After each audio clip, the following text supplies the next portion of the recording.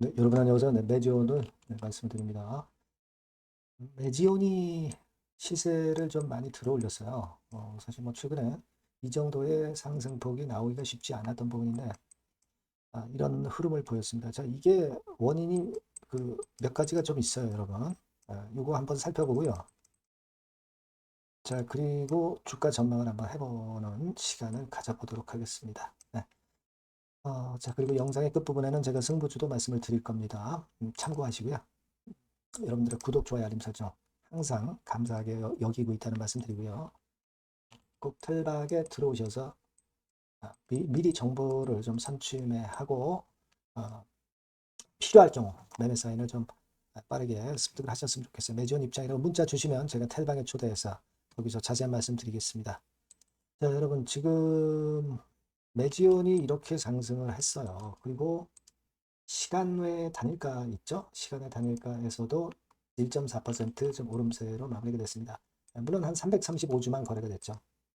거래가 뭐 많지는 않은 가운데 의미가 없다 이렇게 볼 수도 있지만 나쁘진 않습니다. 나쁘진 않고요.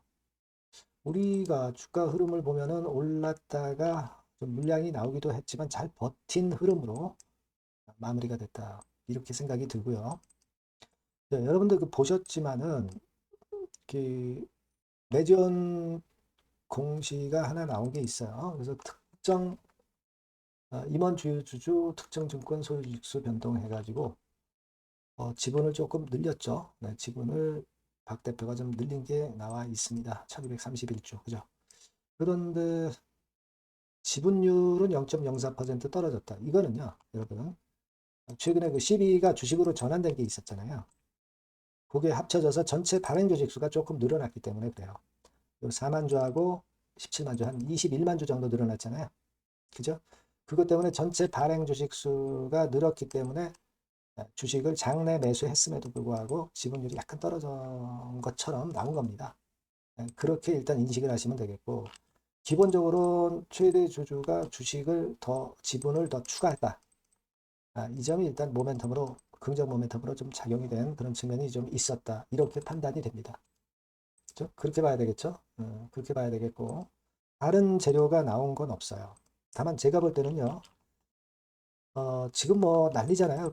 바이오 쪽에 임상 실패가 많습니다. 뭐 팩트론 같은 경우도 악재가 좀 있었고, 그리고 여러분 코롱 티슈진 같은 경우는 통계적 유의성 확보를 못했고 임상 실패가 됐고, 최근에 이렇게 좀 그 실패하는 임상에 실패하는 그런 바이오주들이 많기 때문에 매지온도 그래서 그런 분위기가 좀 압박 요소가 될 수 있음에도 불구하고 시세는 좀 올려서 마무리가 된 것은 좀 다행스럽다 이렇게 생각이 됩니다.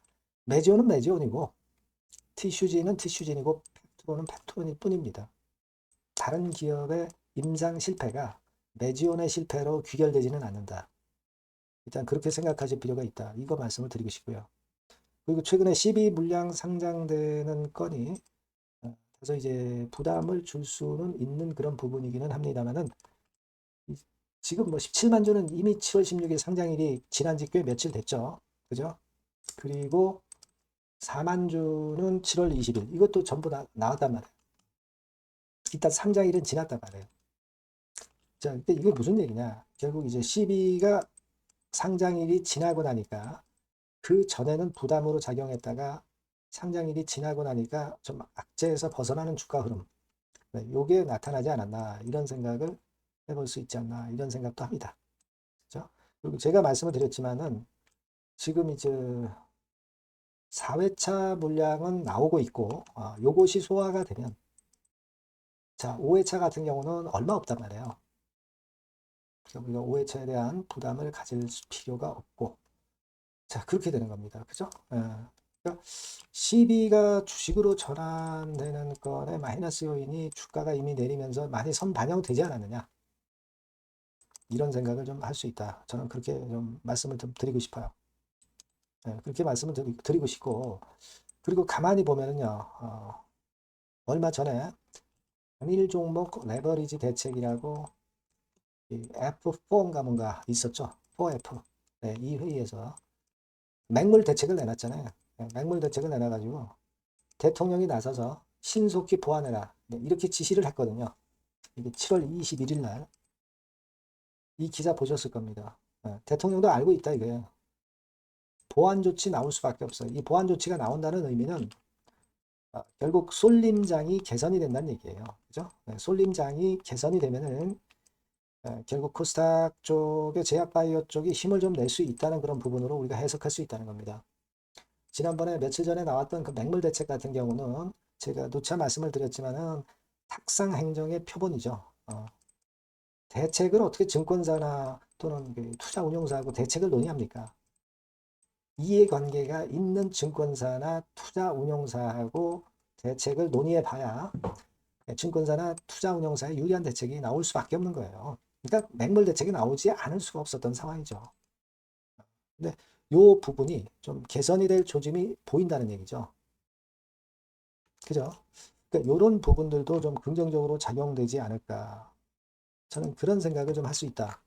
이걸 우리가 잘 봐야 되겠다. 이거죠. 지난번에 말씀을 드렸지만 레버리지 대책이 대책 아닌 대책이잖아요. 자, 그래서 제가 볼 때는 이 부분이 좀 긍정적으로 작용이 되는 측면이 좀 있지 않나 싶어요.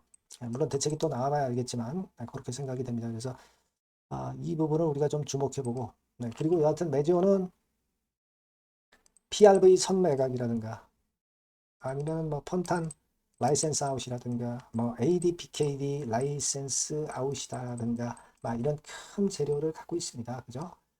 승인까지는 시간이 걸리지만 그 이전에 큰 이슈가 될 만한 재료들이 많이 있다는 거. 그거 생각하시자고요. 다만 이제 지금은 자리를 좀 잡아야죠. 올라갔다가 또 이렇게 흔들고 뭐 이런 패턴이 나올 수 있겠지만은 궁극적으로 자리를 잡은 다음에는 쉽게 올라갈 수 있다. 5만 원대까지는 매물 공백이다. 이런 말씀을 드렸죠. 그런 케이스가 전개가 되기를 기대해 보는 겁니다. 아시겠죠? 그렇게 말씀을 드리고 요번에 하여튼 12건도 제가 항상 말씀을 드렸지만 이게 주식으로 전환되면서 결국 이제 자총을 늘려가면서 배지원의 재무적인 부분이 개선되면서 이 부분이 좋다. 이 말씀을 여러 번 드렸기 때문에 여러분들이 잘 아실 거예요.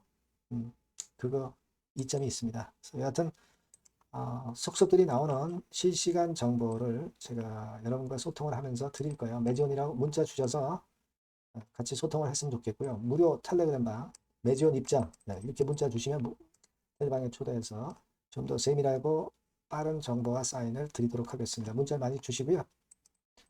승부주를 말씀드린다고 그랬죠? 지금 말씀을 드릴게요. 네, 자, 오늘 말씀드릴 승부주는요, 여러분.